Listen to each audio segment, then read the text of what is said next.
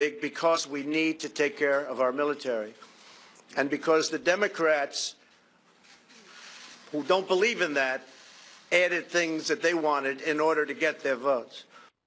Became so big, became so unwieldy, no one thought that they could stop it. Can't be the way we govern. Can't be the way we spend the taxpayer dollars. Up next, Shannon Bream. Good night from Washington. I'll see you back here Monday.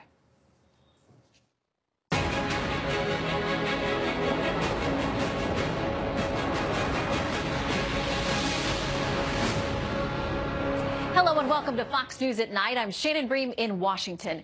This is a Fox News alert. We are pouring through a brand new directive straight from the president's desk on the role of transgender people serving in the military. The president releasing a document tonight saying those with a history or diagnosis of gender dysphoria, those who may require substantial medical treatment, are disqualified from military service except under limited circumstances. Leland Vitter joins us live. He's digging through the details. He joins us now. Leland. Well, and there are a lot of details, 48 pages of a memo that came out at 9:30 at night. And for all the nuance of trying to understand those 48 pages of new government policy, well, the reaction tells you just about everything. Civil rights groups and transgender advocacy groups are furious. First, for the policy from the president's memo that came out this evening. Quote, the policy set forth by the Secretary of Defense state that transgender persons with a history or diagnosis of gender dysphoria, individuals who have the policy's state may require substantial medical treatment, including medications and surgery, are disqualified from military service except under certain limited circumstances. More on that in a minute. From the Secretary of Defense, who impaneled a group of civilian and military experts to examine transgender service, the Department of Defense concludes there are substantial risks associated with allowing the accession and retention of individuals with a history or diagnosis of gender dysphoria and require or have already undertaken a course of treatment to change their gender. Secretary Mattis goes on to say that having transgender troops is not conducive to military effectiveness and lethality. We keep hearing that word over and over. And while the new policy allows a few narrow exceptions, it is not enough for the ACLU, who said the White House has released tonight is transphobia masquerading as policy. This policy is not based on an evaluation of new evidence. It is reverse engineered for the sole purpose of carrying out President Trump's reckless and unconstitutional ban, undermining the ability of transgender service members to serve openly and military readiness on the whole. On the other hand, the Center for Military Readiness says the policy does not go far enough. In part, from their statement, the president says this announcement today says nothing about ending political correctness in the military, a promise that President Trump made, and we were hoping he would keep. On the other side of the right, the Family Research Council saying the president is keeping his promises and advancing policies essentially to keeping our military strong and our country safe. Clearly, Shannon, what is clear is that there are these deeply held feelings on both sides, and both sides will have no problem telling any judge or any court that they can find how they feel about it. Yeah, and I think that's got to be where this is headed next. It's been there already, and it'll be back again soon. For sure. Leland, thank you for digging through on this late breaking news We'll night. keep at it. Okay. Well, tonight, former FBI Deputy Director Andrew McCabe is speaking out about his firing in a Washington Post opinion piece. Quote, not in my worst nightmares did I dream my FBI career would end this way. Garrett Tenney has more on how McCabe is defending himself and taking on the president tonight. Hi, Garrett. Shannon, good evening to you. It's notable that this op-ed comes exactly 1 week after Andrew McCabe was fired. And one of the interesting things we learn in it is how he found out the news of his dismissal. It wasn't from the Department of Justice, the FBI, or from his attorneys. Instead, he found out when a friend called him after seeing it on the news. Now, last week, McCabe released a statement defending himself, and tonight in his op-ed, he goes into a bit more detail about the circumstances surrounding his dismissal, at least as he saw them, beginning with a full-on denial of any wrongdoing, saying, I have been accused of a lack of candor. That is not true. I did not knowingly mislead or lie to investigators. Now, you'll remember McCabe was fired for leaking information to the media about the Bureau's investigation into the Clinton Foundation and then lacking candor or lying to investigators about it. In his op-ed, McCabe claims that he was authorized to speak with that reporter and says that he did his best to answer the investigators' questions about it. Now, for a bit of context, this interview with investigators from the Department of Justice Inspector General would have been in early to mid-2017, and at the time, the Bureau was under a lot of fire for its handling of the Clinton investigations. So McCabe claims that with all that chaos that was going on, he may not have completely answered those questions as accurately as he could, so he went on to try to correct them. But he claims his firing is nothing more than a political attack led by the president himself, saying, "At worst, I was not clear in my responses, and because of what was going on around me, may well have been confused and distracted. And for that, I take full responsibility. But that is not a lack of candor. And under no circumstances could it ever serve as the basis for the very public and extended humiliation of my family and me that the administration and the president personally have engaged in over the past year." It's important to note, though, that Attorney General Jeff Sessions explained in his statement last week that McCabe's meeting with a reporter and his subsequent dishonesty about it was just one of multiple cases in which he lacked candor and was cause for him to be fired.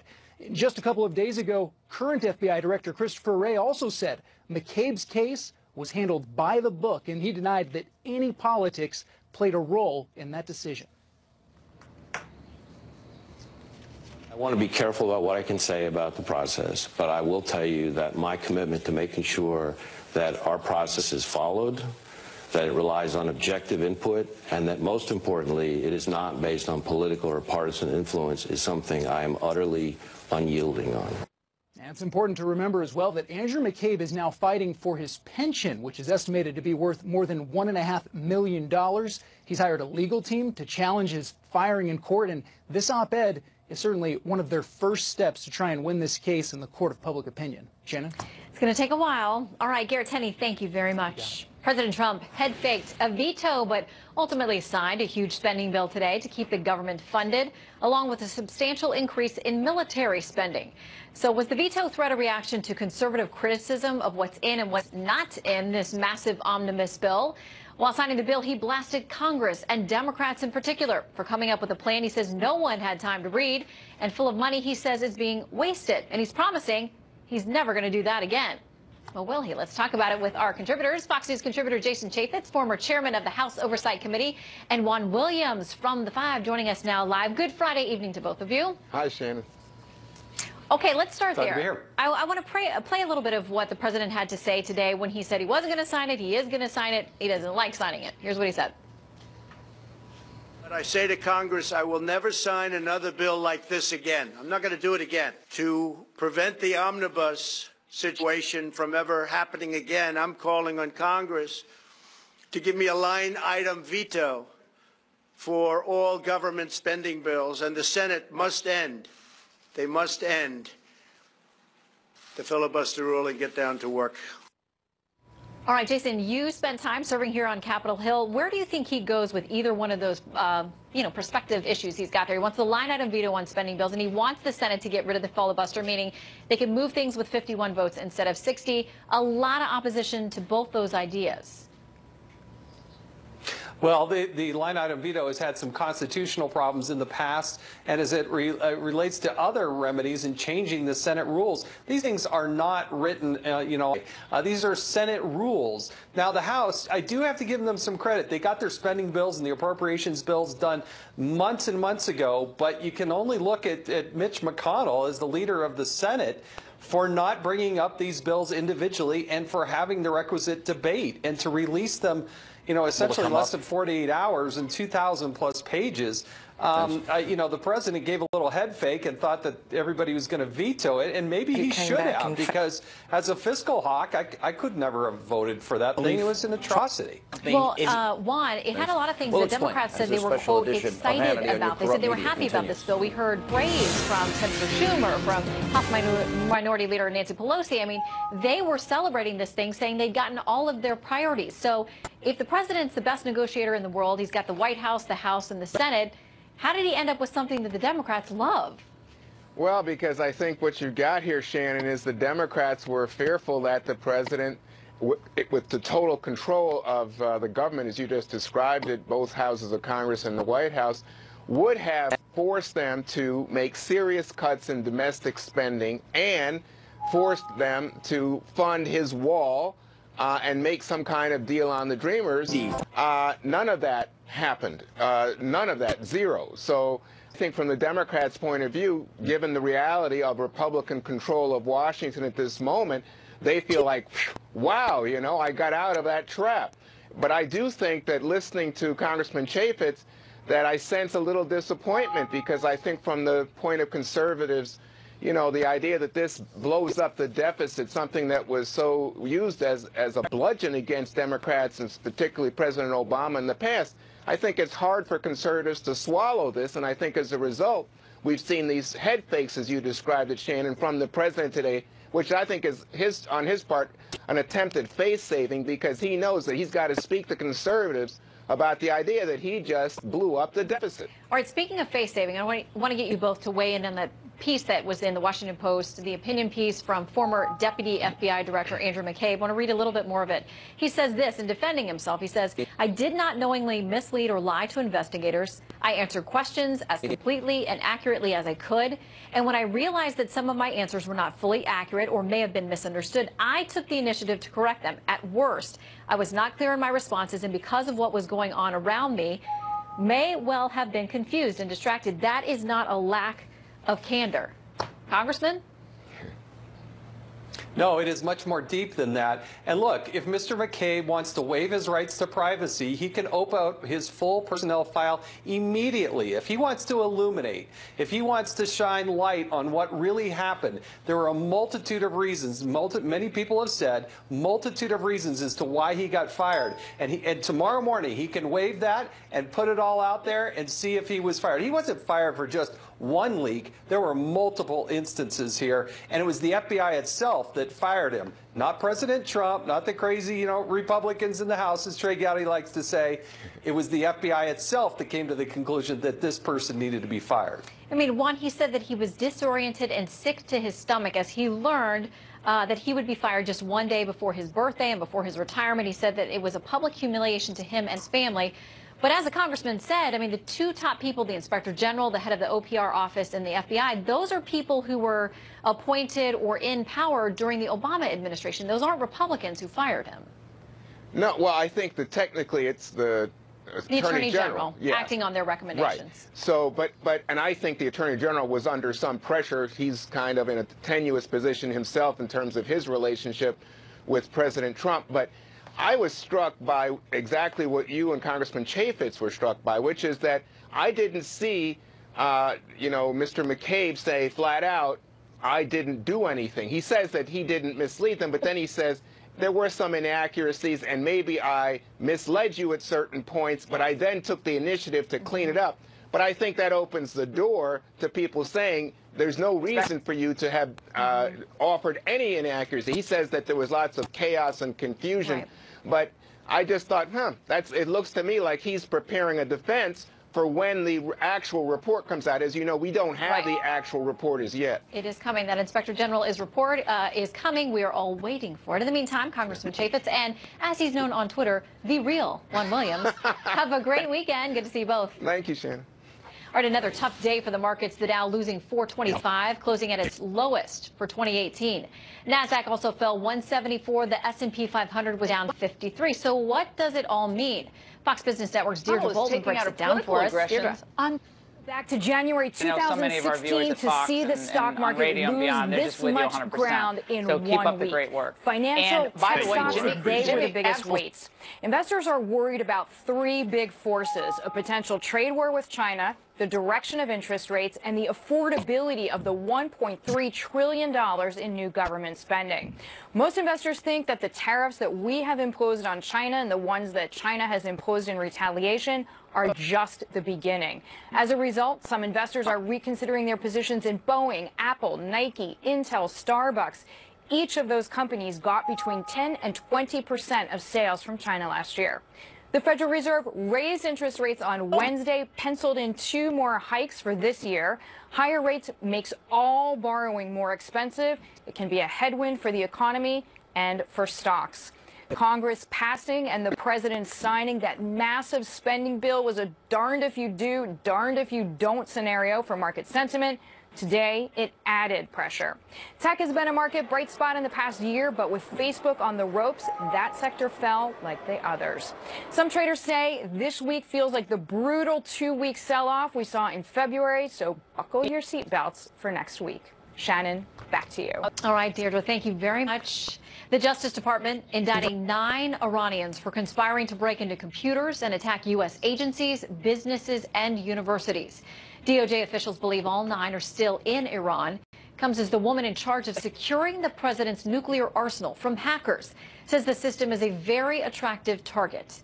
Marianne Bailey is the new head of NSA cybersecurity, and tonight she gives her first national TV interview to Chief Intelligence Correspondent Catherine Herridge. Okay, so perhaps you've heard.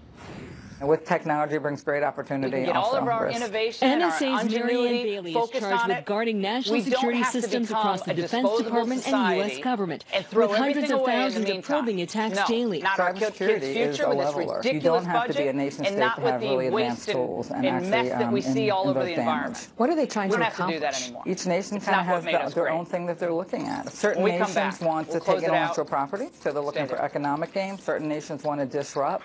Walking the halls of this secretive agency, Bailey said the top 4 cyber adversaries are Russia, China, Iran, and North Korea, as well as ISIS. The targeting now goes beyond government computer networks. So think of aircraft carriers, planes, tanks, ships. All of those things are part of the national security systems that we worry about. We provide codes, keys, crypto. We provide keying for all of the NC2, nuclear command and control for the nation. Like the black suitcase, nicknamed the nuclear football, always near the president, it allows him to authorize a nuclear attack. You're trying to ensure the cybersecurity of the nuclear football. Absolutely. Everything. All nuclear devices. Is that a super attractive target for hackers going after these weapon systems or the nuclear Absolutely, systems? Sure. Like we mentioned earlier, there's nothing that's off the plate. Today, the Justice Department announced charges against Iranian hackers who stole $3.4 billion in research from 320 universities, a third in the U.S. That stolen information was used by the Revolutionary Guard or sold for profit in Iran.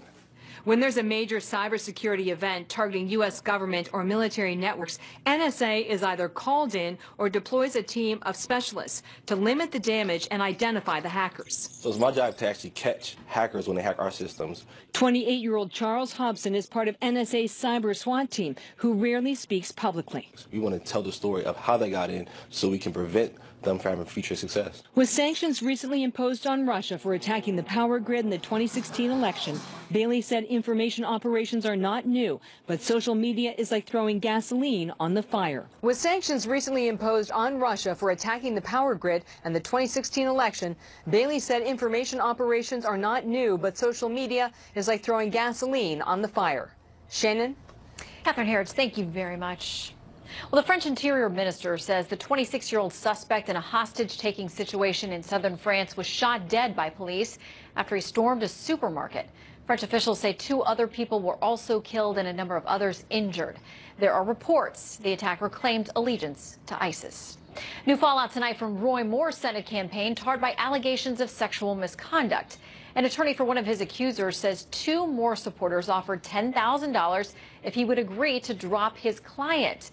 The attorney claims the men promised to introduce him to White House Chief Strategist Steve Bannon as part of the deal, which never happened.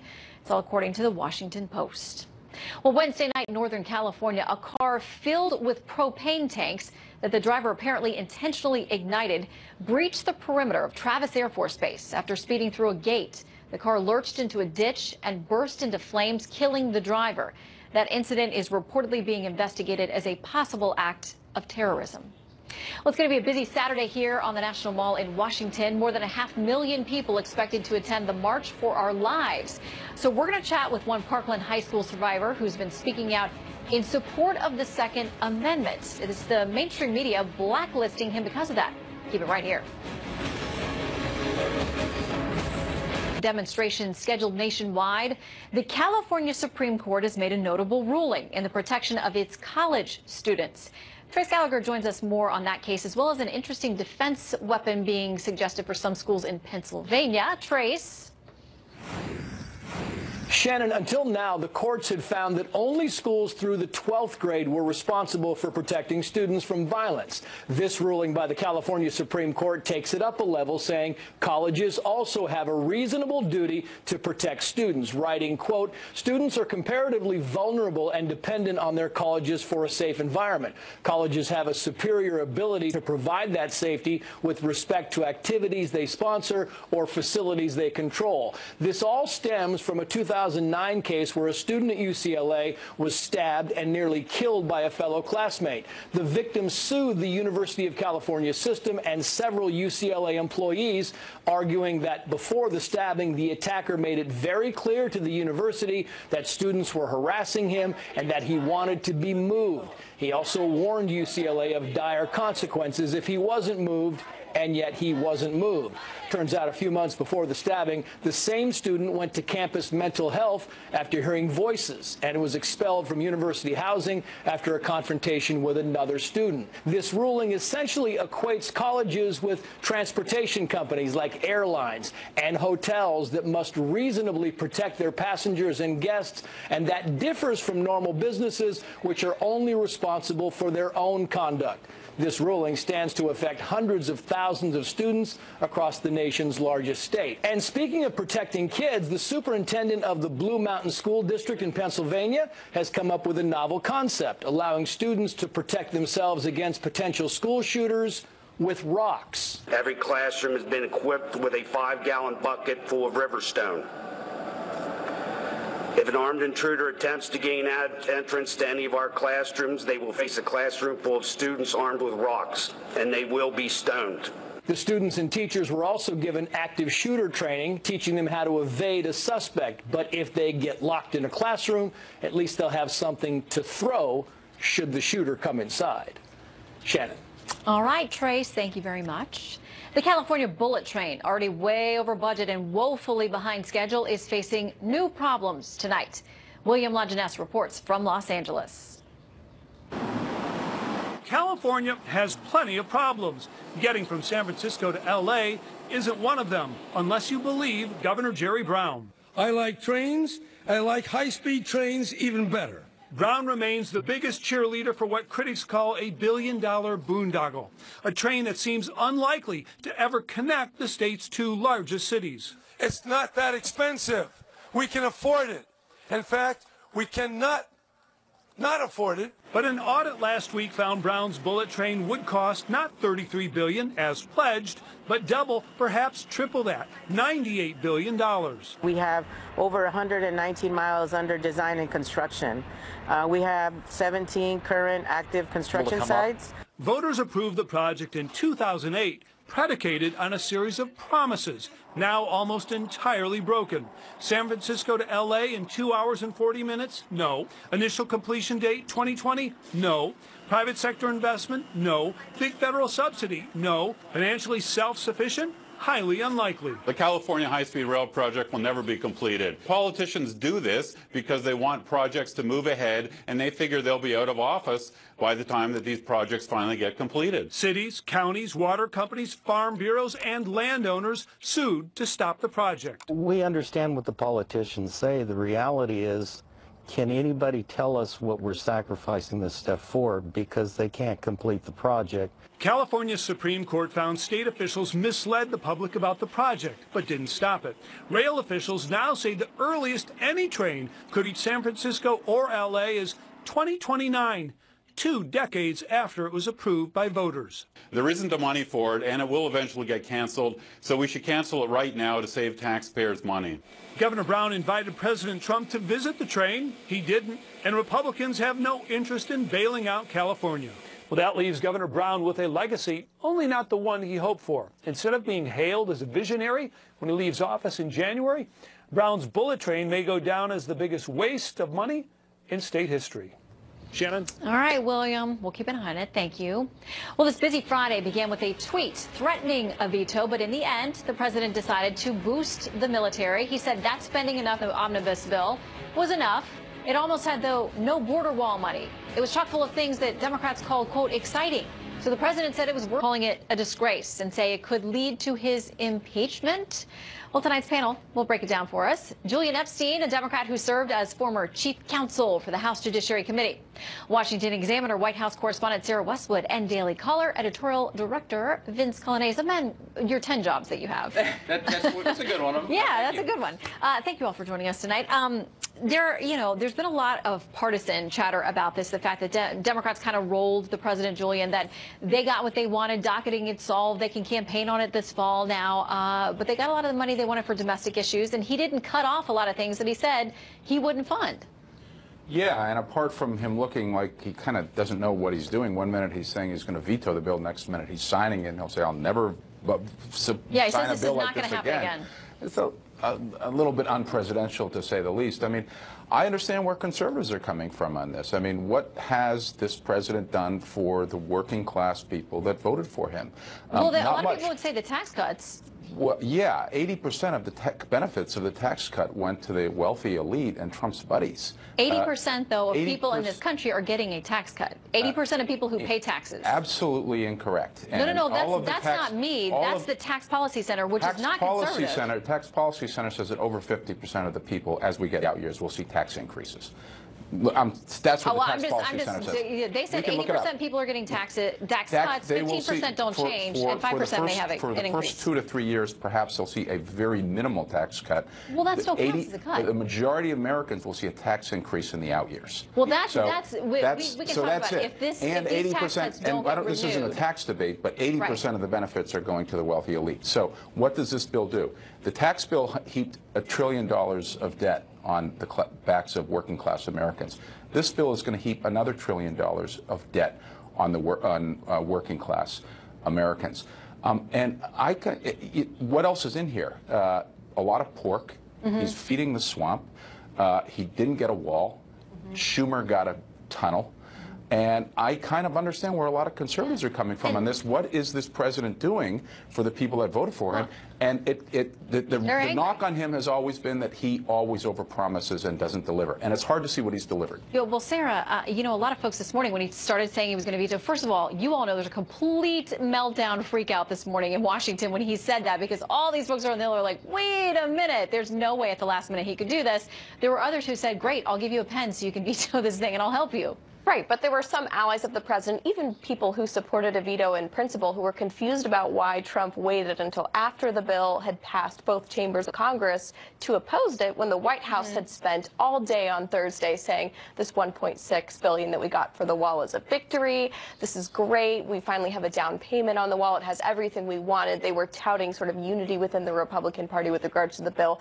And only after it was essentially too late to do anything about it did President Trump whip out this opposition, when now we're learning after the fact that the White House and Republican leadership rejected a deal that would have, extended DACA protections, a pathway to citizenship, to the 1.8 million DACA eligible people that the White House originally said they wanted to be, the scope of negotiations. Instead, they were trying to limit it to the 800,000 DACA recipients, the people who they were trying to use as a bargaining chip. So I think that they were sort of moving the goalposts a little bit on DACA, and that's what maybe derailed negotiations a little bit. I want to play a little bit of what Rush Limbaugh said today about how this played out for the president.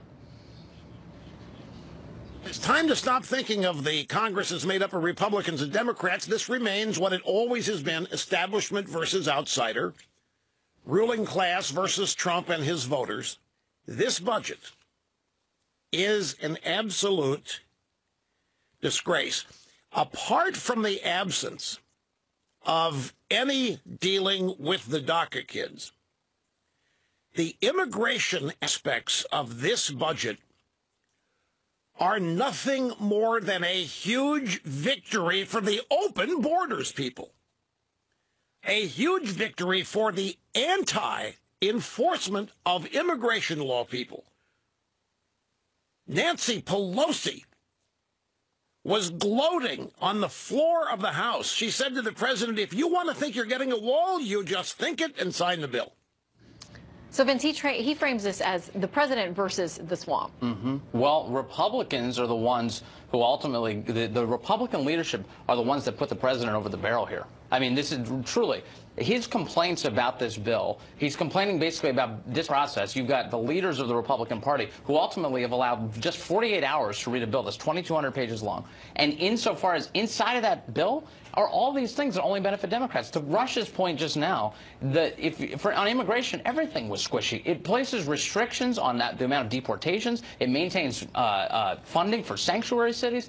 It does nothing to move the goalposts further in the direction of the president's agenda. And the reason for this is because Republicans are scared of their own shadow in 2018. They don't want to be in a situation where they're seen shutting down the government. But I think what they're forgetting is the thing that they should be afraid of is that they're not living up to the promises that they made to the base, to the people that actually sent them to Washington. They'd rather see them have a spine than vote for something that ultimately will, yes, keep the government open, but it's not going to keep them in the Congress. Yeah, that's what my Twitter feed sounds like right now. What Vince just said. All right, guys, thank you very much for being here tonight. Have a great weekend. Thank you. All right, Kyle Kashuv hasn't gotten as much attention as some of his classmates since 17 people were shot and killed at their Parkland for Our Lives, including survivors of the horrific shooting at Marjory Stoneman Douglas High School, February 14th. Some of those students, you see them here featured on the cover of Time magazine, have been involved with organizing tomorrow's rally and are calling for tougher gun control measures. But one Parkland student, who, by the way, not included on that cover, that declares the school shooting generation has had enough, has a different opinion. Kyle Kashuv is a junior at Marjory Stoneman Douglas High School and joins us live. Great to have you with us, Kyle. Thank you for having me. How are you doing, by the way? This is a lot for anyone to live through and try to process. How are you doing? Well, I mean, it's tough, but I'm trying to negate the fact of what happened by speaking with legislators and going through and making sure that I think it's much more important, and I think I can get through this because of meeting with legislators. And you did that. I mean, it was bipartisan in nature. You didn't go just to Democrats, just to Republicans. You've been to the White House. You've met with people across the spectrum, and you really pushed for legislation that actually got tucked into this spending bill that a lot of people don't like. That's a major accomplishment, and it was done under a bipartisan agreement. I mean, yeah, I mean, the biggest thing here was we met with practically anyone who wanted to meet. We met with Democrats and Republicans alike, and we made sure that we got all aspects of the discussion, and we found that the Stop School Violence Act was truly the best solution to this, and we ran with that. Yeah, and it's got all kinds of funding for different state measures to train teachers and students and beef up physical security at schools. So that is no, small thing that you got that done. So congrats to you. Now, I know that you have classmates that are kind of, most of them on the other side. I know you have others who maybe don't want to come out publicly and speak as you have, saying that maybe just banning all these guns is not the one sole answer. Yeah, I mean, I don't think that banning, the reason I don't think I'm going to be marching tomorrow is that I do want to show solidarity with my fellow peers, but I think that essentially one of the core ideas of the March for Our Lives event is that they want to ban assault rifles, and I don't agree with that. Do you think that, because I see a lot of these interviews from people, adults, students, people all over the place who are referencing a lot of things and seem like they're misinformed, and a lot of people think that the young people like you who have been through such a traumatic event are in some ways being used and don't realize it by specific political agendas, whether they're left or right. Well, look, what I'm saying is even worse than that is that some of the rhetoric that is being used by certain individuals in the March for Our Lives event is counterproductive and is counterintuitive to actual change. You know, certain dialect that was used against Senator Rubio and Dana Lash is absolutely disgusting and abhorrent, and it makes all of my generation look terrible, and that how people are addressing are the people who really will be enacting change. And I think it disgusts me to see an individual talk to Senator Rubio like someone talked to Senator Rubio, because I personally I developed a connection with Senator Rubio, and he's a really great guy, and that even all these senators and all the people in Washington truly care about making sure this won't ever happen again. Yeah, and I think that's true on both sides of the aisle. No one wants to see any young people or anyone go through one of these mass shootings. Mediaite had an op-ed and said this: demonizing the NRA and making appearances at award shows is easy. Actually getting things done is hard. The media hasn't taken Kashuv seriously, but millions of Americans have, including dozens of lawmakers and the President of the United States. How does it feel to actually get something concrete done? Well, I think it definitely shows that there are certain ways to go through change, and there are proper channels and there are proper levels of respect that are necessary in order to enact change, and it shows there's a clear-cut way. You know, if you want to accomplish something, there are certain things you don't do, there are certain things that you do, and I think getting the Stop School Violence Act through show that there are certain ways to do so. Well, we enjoy hearing from voices across the spectrum, and I think it's important that you're included in that, Kyle. So thanks for stopping in with us tonight, and let us know what you decide about the march ultimately tomorrow. Well, thank you. Thanks. All right. So if teenagers 18 and older actually want to buy a gun, there are retailers who will no longer sell them to them. It's a constitutional right. Dick's is one of them, now facing legal to age discrimination. Now, Tristan is not the only one suing here. We've got a 20-year-old, Tyler Watson of Oregon, also filing suit against the company after he wasn't allowed to buy a .22 caliber rifle. Our legal eagles tonight, Emily Campagno, a former criminal defense attorney and National Law Journal contributor, Kent Zimmerman. Great to see both of you tonight. Good to see you, Shannon. Okay, so let's talk about some of this here. Adam Winkler, who's a professor at UCLA, he says these outlets that are making these decisions, he says these are lawful products, like them or not. I think these actions by companies are on shaky legal grounds in many states. So, Emily, how do you defend the decision? Right. Well, federally speaking, there's no age discrimination law that protects 39 and under, right? And the strongest case here is the one in Michigan because of the Elliott-Larsen Act that says essentially that no one can be discriminated against on the basis of age, including 39 and under.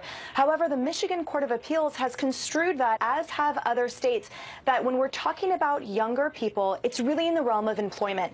We're talking about applicants and people who are hired or fired based on their age, and that's what it's meant to protect. Now, in terms of the actual lawsuit, the reason why this will fail is simply because retail businesses can establish a law that's more restrictive than a federal law, because essentially the injury is such that it's their loss of profit and the plaintiff can merely purchase a gun elsewhere. It's not infringing on a constitutional right because of their basis is public safety, which courts have held trumps other privileges or rights. So here, even if he argues the Elliott-Larsen Act in Michigan, the court has held that it's restricted to the employment realm, and the text of the bill itself in 1976 says it can't really be used to usurp other conflicts of interest, which here is public safety. All right, so Kent, let's bring you in here because you would side with these young men who are suing for their rights. They say, you know, if you're going to restrict a constitutional right for those who are 18 and 19 and 20, either stop selling all the firearms